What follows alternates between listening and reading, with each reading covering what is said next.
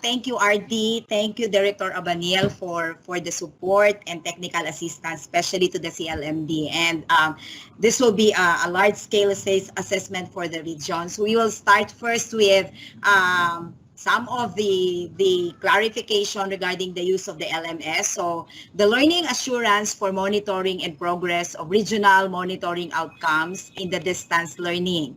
So definitely, Ma'am Bernie, so we have Yes. Naririnig ba ako, yes, Ma'am so, Melba? yeah, naririnig na kita. So what is this Okay. project, Lam?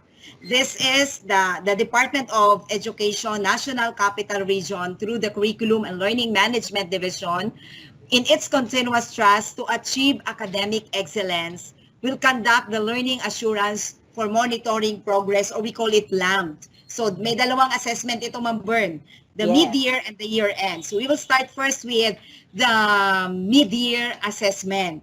So Yes. from this assessment, ano bang gagawin natin? From this assessment, results will serve as a basis for policy recommendation on curriculum, instruction, and assessment in the new normal. Thus, design, plan, and develop projects or programs that are data-driven. Tama ba, Ma'am Bernie? Yes, hindi po natin i-rank ang schools nor ang divisions. This is purely, we just need data as a policy input po. So let's start with the general guidelines. How do we do the mid-year assessment? Sige, Ma'am Bern, what's the first? So Yan. the mid-year assessment is going to be given to grade 6, 10, and 12 learners according to the across to the 16 school divisions of DepEd-NCR. Okay, and this is going to be conducted next week na po, starting 12 a.m. ng May 17. 12 And a.m. it will end at 12 midnight ng May 21, 2021. All right? And I think since last week or 2 weeks ago, we already have identified the specific number of learners who will be taking the mid-year assessment. Ilan nga So, yun? meron Ilan na yung tayo something? Because it's not a census, di ba? We are Ah, expecting yeah. 7,000. Yeah. 7,000 plus learners now who will take the mid-year assessment via online. Okay, so Okay. via online through the DepEd Learning Management System. Yan nga, kaya we have our ICTS people here and Yeah, we're full very support. thankful for their full support, as in talagang full support.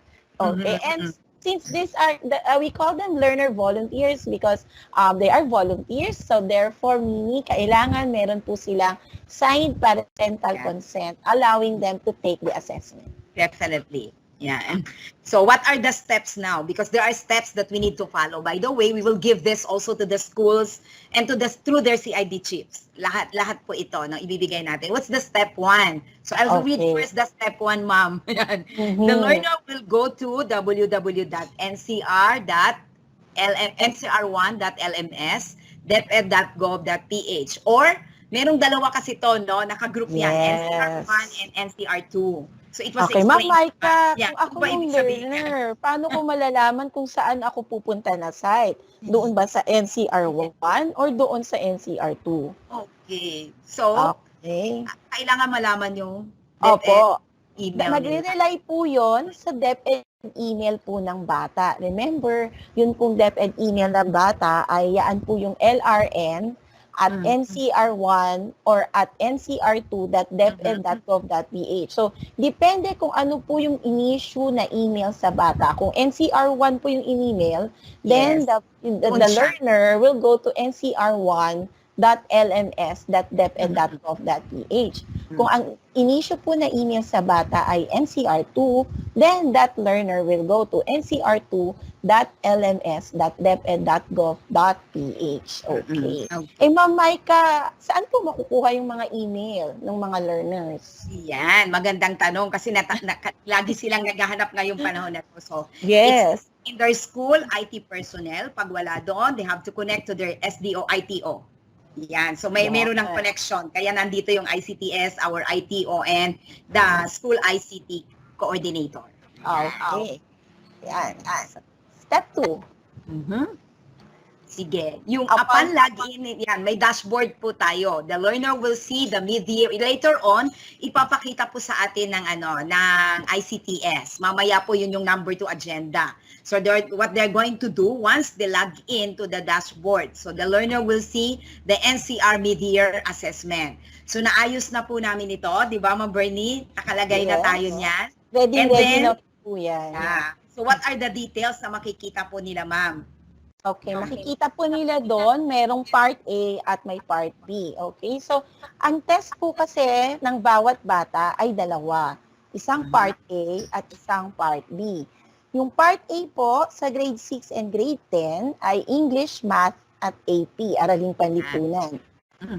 Ang part B po ay Filipino, Science at Edukasyon sa Pagpapakatao. Okay, kailangan ba lagi uunahin ng part A bago ang part B? Hindi po. Okay? Yes. So the learner has a choice kung saan siya ready that day or that moment or so that yun time. Niya. Yun po yung i-click niya as long as dapat dalawa po yung i-exam niya, ano?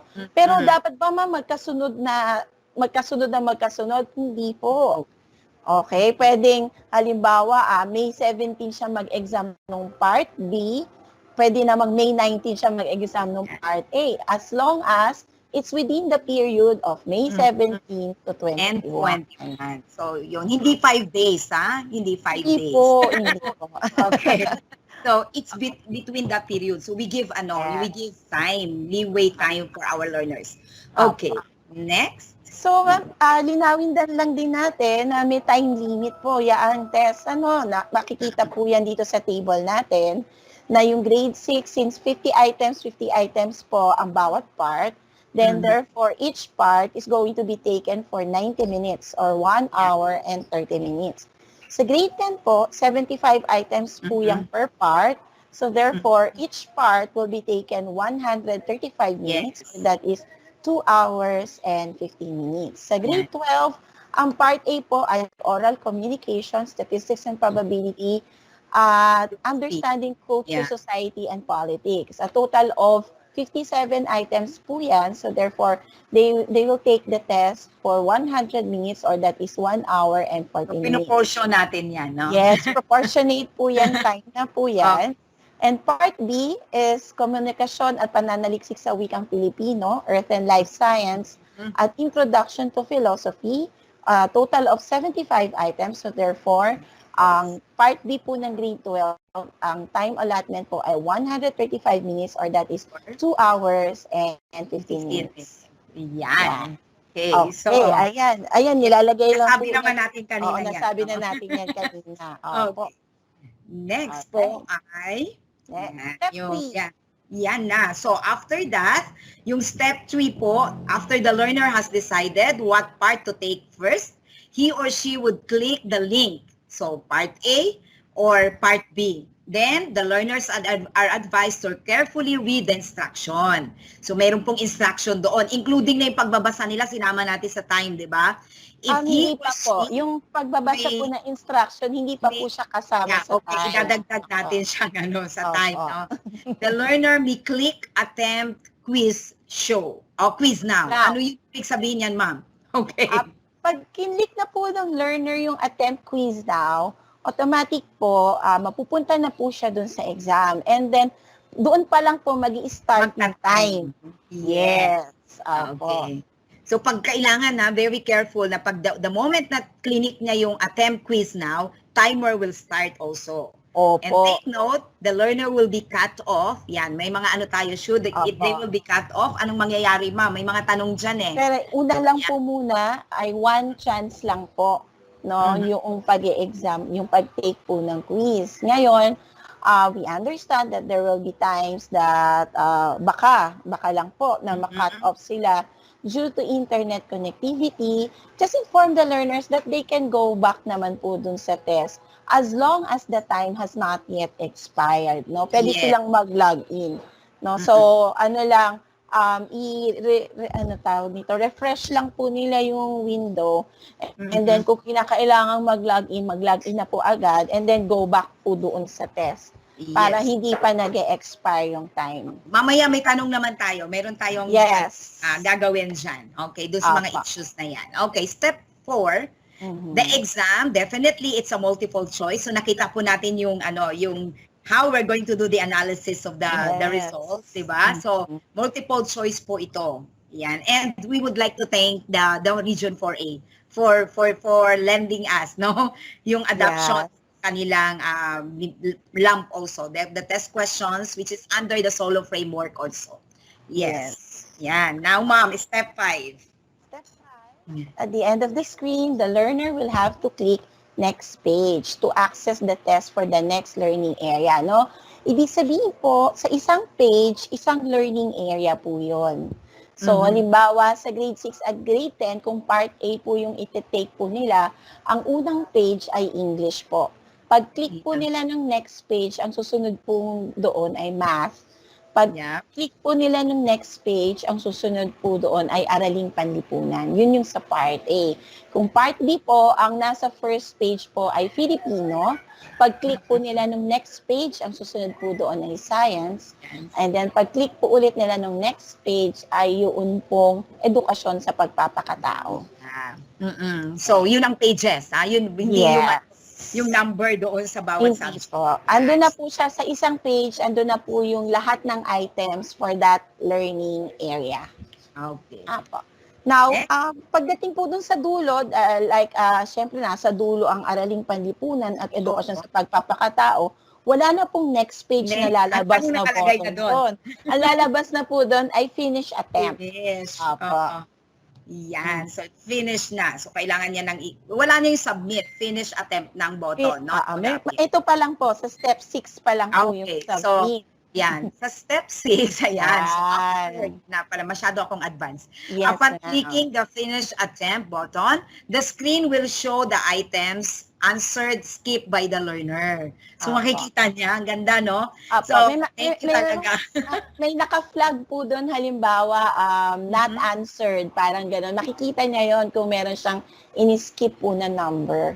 Yeah. Okay. So, at the end of the test, so, na-click na po yung finish attempt, no? So, makikita po doon yung mga items, no? Sa pinakababa po ng screen, makikita po doon yung dalawang buttons. Unang button ay return to attempt. Yung pangalawang button ay submit all and finish. Yung return to attempt ay pwedeng ibig sabihin, kapag kinlik niya po yun, merong chance na babalikan niya yung may mga oras items. Pa siya, diba? Yun, kung may oras. No? So yun yung natin, yung bilin lang natin sa ating mga learners, siguraduhin na may oras pa when you click the return to attempt po. Okay? So, kung may oras pa, for sure, pwede po yung balikan yung mga items. Okay? Yeah. Pero, again, kung ang babalikan mong items ay nandoon sa first page, so, magpi-previous page ka, and then para makarating ulit doon sa submit all, next page ka at finish attempt ulit, para marating mo yung submit all and finish. Yes. So, yun po yung step 6. And then, yung step 7 natin, ayan, may warning naman siya. Ayan. Yung time. We're just reminding the learners about the time. Basta, alam nila yung time, di ba? So, number 7 tayo. I think this will be the last, no? The learner will see his or her score after submitting the test. Yes, kita na po agad. Ayan, galing, no? Kita ka agad niya. Yan, thank you talaga. Thank you for this, no? So, makikita niya na kaagad kung ano yung naging score niya of the assessment given. Remind lang po natin lahat that every items, ang highest po for every items ay 3 points. Yes. Anchored kasi to doon sa ating sa ating solo framework. So kung sa part A po ng grade 6 ay 50 items, so multiply that to 3. Ibig sabihin, ang highest score po na pwedeng makuha ng bata for part A ng grade 6 ay 150 points. Yeah. Yes. Okay. So, makikita ka agad niya, nakaka-excite, no? So, each learner take note, yung ini-emphasize namin part A and part B of the mid-year assessment within the period of May 17 to 21 po. Okay. So, kahit anong araw, anong oras dyan sa time na yan, pwede silang mag-take ng assessment. Part A or part B. Yan. Yes. Okay. Okay, Then, ayan na. Frequently asked ano na questions kami? Kasi tayo. bibigyan namin ng time yung demo ng ICTS talaga. So, Yes. excited din kaming makita na yung itsura no. So, let's Mhm. have first the frequently asked question. Do not worry because we're going to give you this. Ito Yes. pong lahat ng to ibibigay po namin sa inyo. So, Mhm. what is mid-year assessment? Marami kasi nagtatanong. Ano ba yan, Ma'am Bern? Bakit ba kailangan to, Ano ba no? pag mid-year? Oo. Yes, this will measure the learning outcomes in the first and second quarter. Remember po, we have the MELCs. That is our intended curriculum. Ano po? Yeah. Yan. Then, every quarter, kung meron po tayong mga teachers na nakatutok po dito, I'm sure alam po nila ito. Every Yes. quarter, we conduct the MELCs audit. MELCs audit. Yes, Yeah. the MELCs audit will be our data for the implemented curriculum dahil ang sumasagot Sabi ni po teacher, noon naituro ay mga Yeah. teacher, no? Ito, Yan. naturo ko to. Ito, Naturo. hindi ko naturo. Bakit hindi ko naituro? Ito kasi yon. Ganon.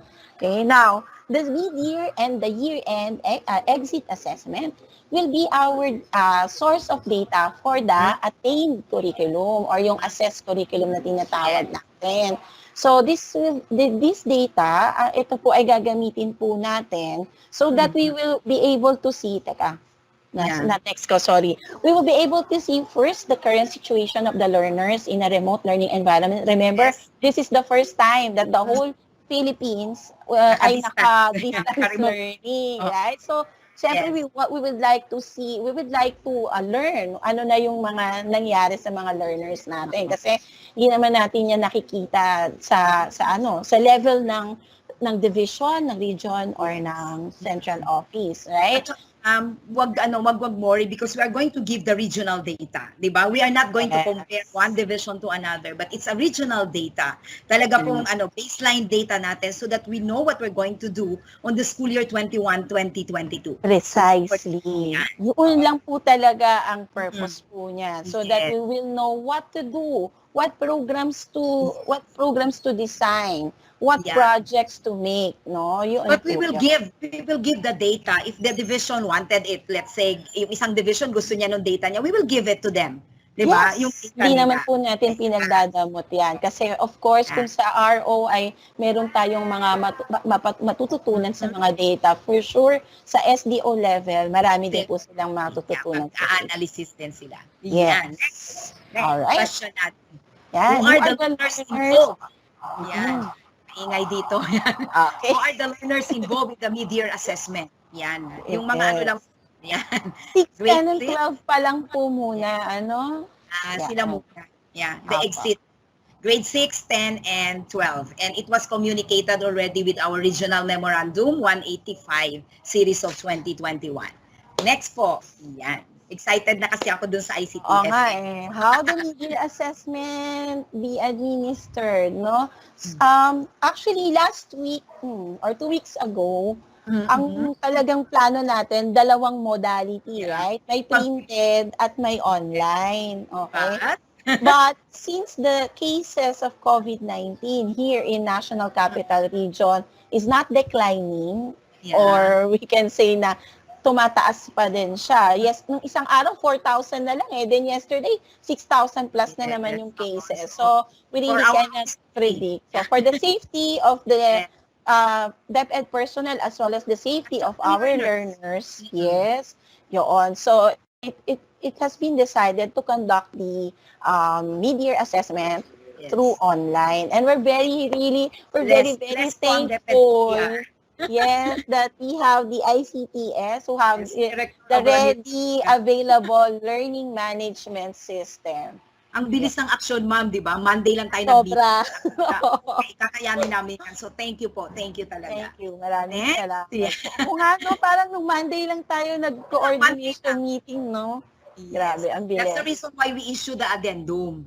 Kaya may addendum po kami. Kaya nagulat yung iba. Why we have to change the template? Because we need the LRN and the Microsoft Office 365 account of our learners para i-check po kung meron silang account yung mga learners volunteer natin, and the ICTS is doing it right now. So thank you Yes. so much.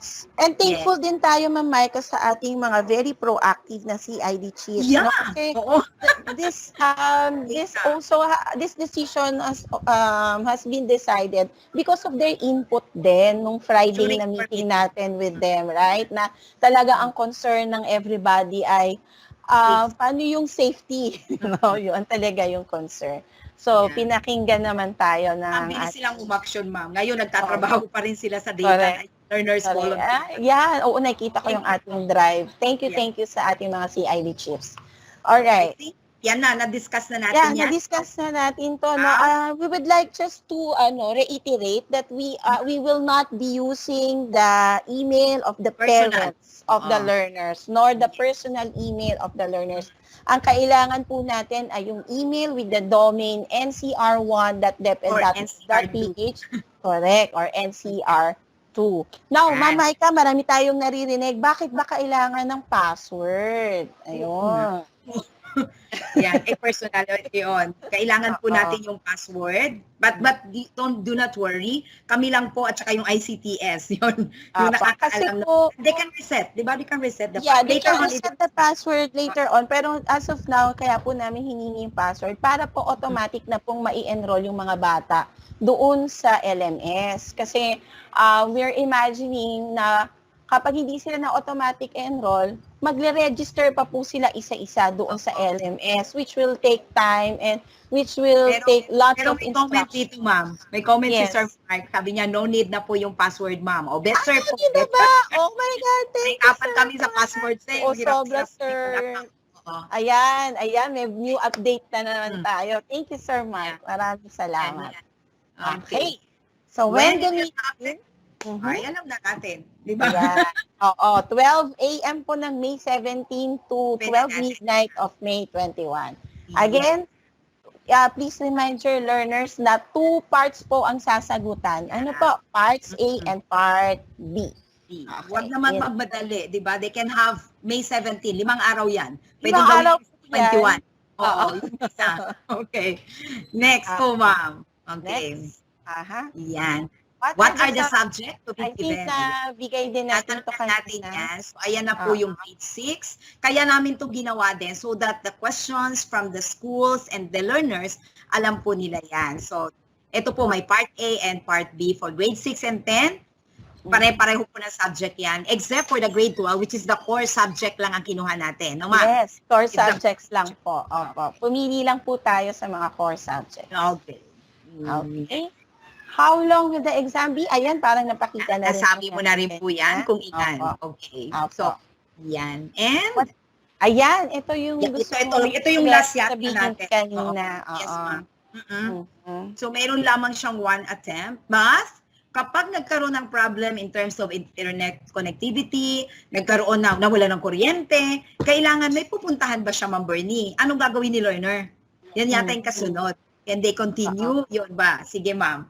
Next po. At teka lang, ma'am. Ay, wala na yun. Wala nang conflict. Oo, wala na. Pala siya. Yan. Okay. So, ulitin lang po natin, yung pong timer, pag nag-expire po yun, automatic po, magko-close po yung exam. No? Yeah. So, wala na yung button ng submit. Wala na yung button. Wala na po yun. Wala na yung button ng submit all and finish. Mawawala po lahat yun. Automatic po siya magko-close. Yun po yun. So, remind lang po natin yung mga learners. Ano po, na be conscious about the time. And nandun naman po yun sa may upper right corner po ng screen nila. Kung laptop yung ginagamit nila, makikita po nila doon yung timer. Mamaya po papakita po sa inyo ng iti-demo talaga nila yan kasi interface natin. Okay. Yes. Next, ma'am. Okay. Ito, tinanong natin to talaga sa ICTS. What do the learner volunteer need to take the mid-year assessment? Kasi alam natin, maraming SDO, tablets ang pinamigay, right? Yes. Or cellphone. Yun. Kasi yung mga modular natin, worry din tayo kasi mag-e-exam din sila through LMS. So, sabi po, ano, Ma'am Bern? They can use a laptop or a cellphone as long as it is connected po sa internet. Ayan. So yun, yung tablet, they can, at sabi po, pwedeng data lang ang usapan natin, no? Okay na daw. Pwede naman. Opo. They can access already. Oo. Then, okay, ma'am. Ito yung mga tanong nila. Paano po makakabalik pa ba? So, ito yon. Let's say yung bata hindi nakapasok. Naputol po siya. So, may mga concern po ito. So, meron kaming directory later on. Pero ito po, kanino ipapasa ang information? So, if there are concern from the learner volunteers, they have to connect to their teacher para si teacher makonect niya si ICT coordinator. And then connect it to the ITO ng division. And then yung CID concern naman sa CLMD, pero pina-shortcut natin yan, ma'am. Mas mabilis yan. Pag in terms of technicalities, syempre si ITO ang kailangan kausap nila. But when it comes doon sa data ng bata na naputol, hindi nakapagsagot, meron po kami, so mga CID chiefs, nag-team po kami. So, meron kaming 4 na team sa CLMD. The contact number and the email of the supervisors are there. So, if you are assigned to Caloocan, Las Piñas, Makati, and Malabon, sino ang team na yon, Ma'am Bern? Yan, Team A, ang curriculum team ng CLMD, si Sir Andrew Tan and Ma'am Marita Aquino. Yan. Pag yung Mandaluyong, Manila, Marikina, and Muntinlupa, sino pong team? Team B, yan. Sila Ma'am Maricar Agaw, Ma'am Gloria Tamayo, and Sir James Roldan. Opo. And then, for other divisions, for Nabotas, Pasay, Paranaque, and Pasig, Team C. Yan. Then, Okay. si Sir Dennis Mendoza, Ma'am Maika, and Ma'am Chari Villanueva. Yes. And of course, sa Quezon City, San Juan, Tapat, and Valenzuela, we have the Team D. Ito yon. Yeah. Sir Arnold Gatus and Sir Roland Montes. Yeah. Mahalaga po na maipaabot ninyo whatever the problems of the learner volunteer para po alam namin kaagad. So mai-connect namin or maitag natin man lang, ma'am, di ba? Na yes. Sa batang That's ito. the right term po. No? Kung meron pong learner na hindi po nakatapos ng test, you just need to take the name of that learner. Itatag lang po namin siya doon sa exam. Yes, yes. Opo. O yan. I think, Ma'am Bernie, ito po. Ito na po yung ating so, ibibigay po namin, thank you very much po, ibibigay